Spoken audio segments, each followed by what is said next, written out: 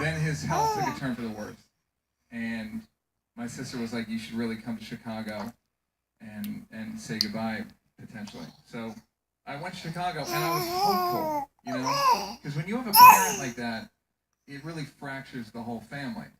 So I went there hopeful, like he's taking responsibility for his behavior, and hopefully we can kind of all I think it's cool. It catches the water that's still. And so I go to his hospital room, and within 5 minutes of sitting there, he's trying to get me trash two of my brothers. Why do you think this guy was going to be any different? Like, this is just who he is. And I spent the day with him that day, and then I went back the next day and the day after that. She doesn't like that. That's why she's drinking so much water. Okay. I got a phone call from my sister. Check peas off the list. She goes, "Hey, Neil, did you tell Dad you didn't want to be in his will?" And I was like, "Why? Let me guess, I'm not in it?" She's like, "Yeah, you're not in it, but he said he wants to change it. Just come down here and talk to him about it." It's like, okay. So I go down there and I talk to him. And he goes, "Neil, do you remember telling me to take my money and shove it up my ass?" And I was like, "I remember the sentiment. I don't think I would have said it in such a hacky 1970s way." Basically, when he came around during Chappelle's show, he was always like lording money over my brothers and sisters and their kids, and whether he's going to send them to help them with school or not. And he was just manipulative about it. And I was like, "I'm not playing your game, man. Stop with that money talk." And he took it to heart and wrote me out of his will.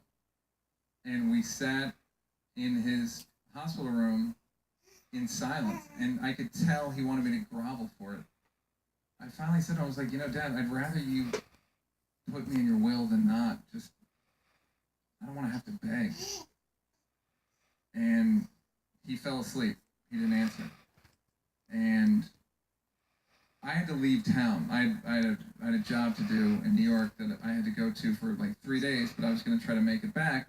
But it was that hard end of life thing for someone where it's like, I don't know if I'm going to make it back or if I should just like quit. I didn't know what to do, so I was like, all right, I'll just try to make it back. But I knew this might be the last time I would see him.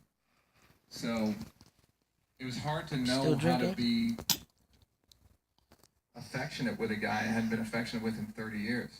I can't believe it. She ate the whole thing yesterday with no problem. Kissed my hand and put it on his forehead and just like empathize with a dying man, And on my way out, I saw my sister, and she's like, "Hey, just so you know, he wants to put you in the will.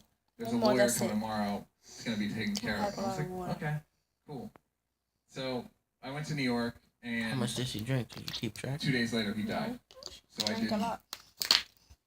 didn't get to see him again. You're going to catch a fit. And the funeral was going to be the next week, and I didn't want to go to the funeral because, like I said, the family doesn't all get along, and I felt like I had done the difficult part. I'd gone to my father's deathbed and tried to make it right with him, and I didn't want to participate in the theater of the funeral. Water. But through various levels of guilt, I ended up going, and it was tense and awkward, and I stayed for a while, and then left town.